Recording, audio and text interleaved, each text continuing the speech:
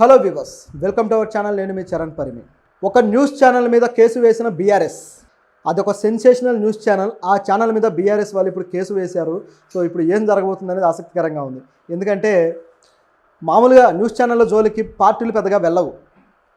ఏదో ఒకటి గవర్నమెంట్లో అధికారం ఉంటే అధికారంలో ఉన్నవాళ్ళు వాళ్ళకి వ్యతిరేకమైన ఛానల్స్ని మూసేయడానికో, లేకపోతే ఆ ఛానల్స్ బ్రాడ్కాస్టింగ్ జరగకుండా కేబుల్ ఆపరేటర్స్ దగ్గర ఆపేయడానికో ఇలాంటి గిమ్మిక్లు అయితే ప్లే చేస్తూ వస్తుంటారు. అయితే ఈ బీఆర్ఎస్ పార్టీ మాత్రం ఏం చేసిందంటే, వాళ్ళ పార్టీని ఎవరైతే ఏ ఛానల్ అయితే ఇబ్బంది పెడుతూ వచ్చిందో ఆ ఛానల్ మూసేసింది. మీరు ఏ ఛానల్ అనుకుంటున్నారు? నిజానికి ఇది ఒక ఇండిపెండెంట్ ఛానల్. అది యూట్యూబ్లో రన్ అవుతున్న ఒక సెన్సేషనల్ ఛానల్. మీకు క్లూ వచ్చిందని అనుకుంటున్నా. సో ఇప్పుడు ఏం చేశారు, ఎందుకు అలా చేయాల్సి వచ్చింది అనేది మనం చూద్దాం. బీఆర్ఎస్ ఎప్పుడైతే తన పార్టీ ఓడిపోయిందో, సో ఓడిపోయిన తర్వాత నుంచి కూడా ఆ పార్టీకి అనేక దెబ్బలు తగులుతూనే ఉన్నాయి. కవిత కేసు కావచ్చు, ఆవిడ జైలు పాలవడం కావచ్చు, ఆ తర్వాత పార్టీకి సంబంధించి అక్రమాలు దీంట్లో ఏవైతే కాళేశ్వరం ఉందో దాంట్లో అక్రమాలని చెప్పేసి, అలాగే ఆ సుంకేసులో ఏదైతే ఆ స్పిల్వే గేట్ ఉందో సో అది డ్యామేజ్ వల్ల అది కూడా ఈ పార్టీ వల్లే జరిగిందని చెప్పేసి, ఇట్లా రకరకాలుగా ఆ పార్టీకి సంబంధించినవన్నీ కూడా బయటకు వస్తూ ఉన్నాయి. అలాగే కొన్ని అక్రమాలు కూడా, పలానా అక్రమం చేశారు, పలానా ఇది చేశారు, అది చేశారని చాలా న్యూస్లు అయితే వచ్చాయి. వాటి విషయంలో రేవంత్ రెడ్డి కూడా సీరియస్గానే ఉన్నాడు. ఇన్ని దెబ్బలు తగులుతూ ఉండగా కవితను విడిపించుకోవడం కోసం మరోవైపు ప్రయత్నాలు చేస్తూ వచ్చారు. ప్రతి వారం కేటీఆర్ ఢిల్లీ వెళ్ళడం, అక్కడేవో మంతనాలు జరగడం, పెద్ద వాళ్ళ అపాయింట్మెంట్లు దొరక్కపోవడం, మళ్ళీ వచ్చేయడం. సో ఈ విధంగా ఒక ప్రాసెస్ అయితే నడిచింది. ఇదంతా జరుగుతూ ఉండగా దీన్ని మొత్తాన్ని బేస్ చేసుకొని ఒక ఛానల్ ఏం చేసిందంటే, సెన్సేషనల్ న్యూస్లు వండి వార్చి ప్రజలకు చూపించింది. అయితే దీనిలో ప్రాబ్లం ఏంటి? ఇప్పుడు యూట్యూబ్ ఛానల్స్ అలాగే మిగతా ఏవైతే ఛానల్స్ ఉన్నాయో, ఛానల్స్ అన్నీ ఇది చేస్తూనే ఉంటాయి. వాళ్ళకి ఏదైనా రిలయబుల్ సోర్స్ దొరికితే దాన్ని బేస్ చేసుకొని కొంత న్యూస్ని వాళ్ళు ఊహించి, కొంత న్యూస్ని అయితే వాళ్ళు సంపాదించి, రెండింటినీ కలిపి వాళ్ళైతే మార్కెట్ చేస్తారు. సో ప్రజల్లోకి తీసుకొస్తారు. అందులో అనేక వాస్తవాలు ఉండొచ్చు, కొద్ది గొప్ప కొన్ని పొరపాట్లు కూడా ఉండొచ్చు. అన్ని ఛానల్స్ ఇలా చేస్తాయి కదా, లేదా వీళ్ళకి వ్యతిరేకంగా ఉన్న ఛానల్స్ ఇంకా ఎక్కువే చేస్తాయి. ప్రస్తుతానికి కాంగ్రెస్ పార్టీకి మద్దతుగా ఉన్న న్యూస్ ఛానల్స్ ఏంటో అందరికీ తెలిసిందే.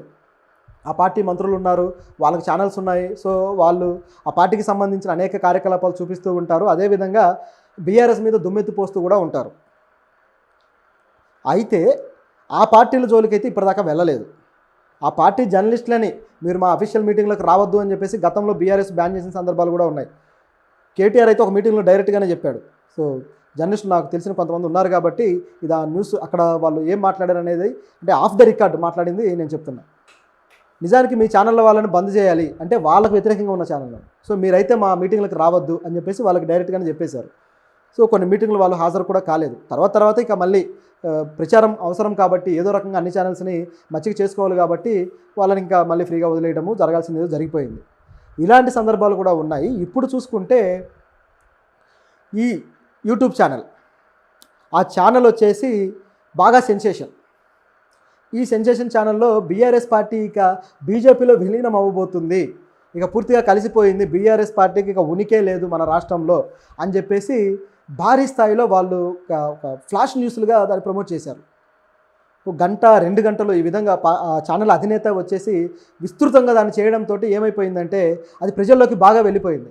ఎందుకంటే ఆ అధినేతకు ఉండే క్రెడిబిలిటీ కావచ్చు, వాళ్ళు ఇస్తున్న ఆ క్వాలిటీ న్యూస్ కావచ్చు, ఇవన్నీ దృష్టిలో పెట్టుకొని ఆ ఛానల్ చూపించిన దాన్ని నమ్మారు. సో నమ్మిన తర్వాత ప్రజలు ఇంకేముంది, ఆ పార్టీ శ్రేణుల్లో కూడా ఒక అనుమానాలు వచ్చేస్తాయి. వాళ్ళు గ్రామస్థాయిలో పార్టీలు మారడానికి ప్రణాళికలు వేసుకుంటారు. తద్వారా పార్టీ మరింత బలహీనపడే అవకాశం కూడా ఉంది. ఎందుకంటే భవిష్యత్తు లేని పార్టీలో ఎవరు ఉండరు కదా. ఈ పెద్ద స్థాయి నాయకుల కంటే ఏవో ఒక పదవులు వచ్చేస్తాయి. విలీనం చేయగానే ఒక 5-6 మంత్రి పదవులు కొట్టేస్తారు, వాళ్ళు సేఫ్. కానీ గ్రామ స్థాయిలో అలాగే నియోజకవర్గాల స్థాయిలో ఎవరికి పెద్దగా ఒరిగేది ఉండదు. సో గంపగుత్తగా వాళ్ళు కూడా ఆ అవతల పార్టీలోకి వెళ్ళాలి అంటే సాధ్యం కాదు. ఎందుకంటే అలా వెళ్తే వాళ్ళకి అక్కడ ప్రాధాన్యత ఏంటి అనే క్వశ్చన్ కూడా వస్తుంది. సో ఇలాంటి ప్రాధాన్యత క్వశ్చన్లు ఉంటాయి కాబట్టి లోకల్గా ఒక లీడర్షిప్ డెవలప్ చేసుకున్న వాళ్ళు, వాళ్ళ భవిష్యత్తును ఒక పార్టీలో కలలు కన్న వాళ్ళు ఏం చేస్తారు, ఇంకా ఆ పార్టీ ఉనికే లేదనుకున్నప్పుడు ఖచ్చితంగా వాళ్ళకి భవిష్యత్తు ఏ పార్టీలో ఉంటుందో అక్కడ జంప్ అయిపోతారు. ప్రస్తుతం అధికారంలో కాంగ్రెస్ ఉంది కాబట్టి ఈ పార్టీలోకి వచ్చే అవకాశం కూడా ఉంది. సో తద్వారా గ్రామ స్థాయిలో, నియోజకవర్గాల స్థాయిలో పార్టీ పూర్తిగా బలహీనపడితే ఇక ఏమీ ఉండదు పార్టీకి అనే పరిస్థితి వస్తుందన్నమాట. ఇదంతా పార్టీ నేతలు ముందే ఆలోచించారు. బహుశా వీళ్ళు న్యూస్ ప్రకటించడం, న్యూస్ ఇలా వేయడం వెనక ఉద్దేశం కూడా అదే అయ్యి ఉండొచ్చేమో. లేకపోతే అదే ఆ విధంగా ఎందుకు న్యూస్ వేయాల్సి వస్తుంది? ఎంత సెన్సేషన్ కావాలన్నా సరైన ఆధారం లేకుండా వేయడం ఎందుకు అనేది ఒక ప్రశ్న. సరే, వాళ్ళ మీద మన కామెంట్లు వద్దు. కానీ జనరల్గా ఈ మొత్తం సినారియో మాట్లాడుకుంటే, నేను ఆల్రెడీ కవిత నిజంగా విడుదల అవ్వడానికి పార్టీని కలపాల్సిందేనా, ఇక వేరే మార్గం లేదా అనే చర్చ ఒకటి నేను మీతో మాట్లాడాను ఆల్రెడీ. ఆ వీడియో మీరు చూడండి. దాంట్లో క్లియర్గా చెప్పా, కవితను విడుదల చేయించుకోవడానికి ఈ పార్టీని తీసుకెళ్లి బీజేపీలో కలపరు, కలిపే అవకాశమే లేదు, కలపకపోవచ్చు అని చెప్పాను. ఎందుకు కలపరు అనే దానికి కూడా నేను కొన్ని విషయాలు కూడా చెప్పింది ఉంది. సో మీరు అది చూడొచ్చు. సో ఇప్పుడు ఇక సినారియో ఇంకా మారిపోయింది. నిజం చెప్పాలంటే రాజకీయ పరిణామాలు ఏవైతే ఉన్నాయో అవి ఇంకా బాగా మారిపోయాయి. నిజం చెప్పాలంటే బీఆర్ఎస్కి ఇప్పుడు కాస్త అనుకూలమైన పరిస్థితే ఉంది. వాళ్ళు ఇంకాస్త గట్టిగా పోరాడితే ఖచ్చితంగా ఆ బెయిల్ అనేది ఖచ్చితంగా వస్తుంది. ఆల్రెడీ మనీష్ సిసోడియాకి బెయిల్ వచ్చేసింది. ఆ విషయంలో ఈడీని సిబిఐని ఇద్దరిని దొబ్బులు పెట్టింది సుప్రీంకోర్టు. ఒక విచారణలో ఉన్న వ్యక్తి, ఆయన ఇంకా విచారణ జరుగుతూ ఉంది, నిందితుడు, ఇంతవరకు ఆయనకు శిక్ష కూడా మనం వేయలేదు కదా, ఏ విధంగా ఆయన్ను జైల్లో పెట్టి నెలల తరబడి ఇలా సంవత్సరాల తరబడి మగ్గబెడతారు అని చెప్పేసి చాలా హార్ష్గా రియాక్ట్ అయింది. ఇదే కేసుకు సంబంధించి కాబట్టి ఆవిడకు కూడా ఇదే పద్ధతి వర్తిస్తుంది కాబట్టి ఆవిడని కూడా బెయిల్ వచ్చే అవకాశం ఉంది, బయటకు వచ్చే అవకాశం చాలా బాగా కనపడుతుంది. అయితే ఇక్కడ మాత్రం అలా కాకుండా నిన్న మొన్న కూడా ఇదే న్యూస్ కంటిన్యూ అయిందనమాట, బీఆర్ఎస్ కలిసిపోతుంది అని. సో దీని మీద బీఆర్ఎస్ బాగా హట్ అయ్యి కోర్టుకు వెళ్ళి ఏం చేసిందంటే పరువు నష్టం కేసు వేసింది. సో ఎన్ని కోట్లకు వేశారు ఏంటి, మరి నిజంగా పరువు నష్టం కడతారా లేదా అనేది ఒక చర్చ అనుకోండి. అయితే ఇందులో ఇప్పుడు ఈ ఛానల్ అనేది వాళ్ళకి ఏం సమాధానం ఇస్తుందనే చూడాలి. ఎందుకంటే దీంట్లో కూడా కేటీఆర్ గారు ఏమన్నారంటే ఈ కేసు వేస్తూ, మా పార్టీ బీజేపీకి ఎప్పుడు వ్యతిరేకంగానే పోరాడుతూ వచ్చింది, తెలంగాణ ప్రజల హక్కులు కావచ్చు, తెలంగాణ అభివృద్ధి గురించి బీజేపీ ఏమాత్రం శ్రద్ధ తీసుకోలేదు. సో ఇలాంటి వాళ్ళ కోసం, ఇలాంటి వాళ్ళతో మేమెందుకు కలుస్తాము, వీళ్ళతో మేము పోరాడుతూనే ఉంటామని చెప్పేసి ఆయన చాలా క్లియర్గా చెప్పాడు. అయినా సరే ఇక్కడ వార్తలు అయితే అలా వచ్చాయనుకోండి. సో ఇప్పుడు ఈయన క్లారిటీ ఇచ్చాడు కాబట్టి ఈ క్లారిటీ ఇక పూర్తయిపోయినట్టే. మరి పార్టీ శ్రేణులు మరి ఆ డౌట్ ఏ విధంగా పోతుంది, ఇక మళ్ళీ దీనికి సంబంధించి కొన్ని న్యూస్లు అయితే రావాల్సి ఉంది, వస్తే తప్ప అది పోదు, వాళ్ళలోకి అది తీసుకువెళ్లాల్సిన అవసరం ఉంది. అంటే పార్టీ రాష్ట్ర స్థాయిలో ఏదన్నా పెద్ద కార్యాచరణ ఏదైనా చేపడితే అప్పుడు మాత్రం పోతుంది. ఇప్పటిదాకా అయితే వీళ్ళు ఊరికే స్టేట్మెంట్లే ఇస్తున్నారు కానీ ఈ ప్రభుత్వం చేస్తున్న కార్యకలాపాల మీద కూడా రాష్ట్ర స్థాయిలో ఎటువంటి కార్యాచరణ అయితే చేయలేదు, ఓన్లీ విమర్శలే ఉన్నాయి. ఏదైనా కార్యాచరణ చేసినప్పుడు దానికంటూ ఆ గ్రామ స్థాయిలో కూడా మొబిలైజేషన్ బాగా అవుతుంది, కార్యకర్తలు ముందుకు వస్తారు కాబట్టి ఆ పార్టీ ఉనికి అనేది వాళ్ళకు కూడా కరెక్ట్గా తెలుస్తుంది. అటువంటి కార్యక్రమం ఏదన్నా జరగచ్చు అనేది నేను అంచనా వేస్తున్నా, మరి చూడాలి. అయితే దీంట్లో బీజేపీ అధ్యక్షుడు కూడా, తెలంగాణ బీజేపీ అధ్యక్షుడు కిషన్ రెడ్డి కూడా గతంలో చెప్పారు, ఇట్లా వీళ్ళు మా పార్టీలో జాయిన్ అవుతున్నట్టు, మా పార్టీలో విలీనమవుతున్న న్యూస్ కానీ లేకపోతే దానికి సంబంధించి ఏ సూచన కానీ మాకు లేదు అని చెప్పేసి ఆయన క్లియర్గా చెప్పాడు.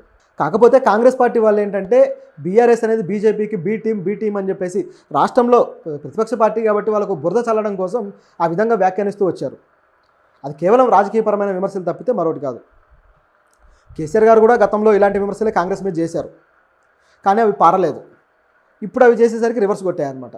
సో ఇది ఇక్కడ ఉన్న పరిస్థితి. అలాగే హైదరాబాద్లో కూడా ఎలాంటి ఈ ప్రస్తుతానికి హైడ్రా ఎలాంటి కార్యక్రమాలు చేస్తుందో చూశారు కదా. ఈ హైడ్రా కార్యక్రమాలు అన్నీ జరుగుతూ ఉండగా కేసీఆర్ గారు గతంలో ఇవన్నీ ఎందుకు చేయలేకపోయారు, సో వీళ్ళందరికీ, ఈ అక్రమార్కులందరికీ ఆయన మద్దతుగా నిలబడ్డాడా అని చెప్పేసి మళ్ళీ అదొక న్యూస్గా మారింది. సో ఇదంతా చూస్తూ ఉంటే దీని వెనుక కాంగ్రెస్ పార్టీ ఉండి ఏవైనా ఈ వార్తలు వండి వార్చారేమో అనే డౌట్ వస్తుంది. అంటే 1 by 1 దెబ్బలు అనమాట. సో పార్టీని బలహీనపరచడానికి ఇలాంటి టాక్టిక్స్ ఏమన్నా వాడారేమో. దీన్నే ప్రాపగాండా అంటాం.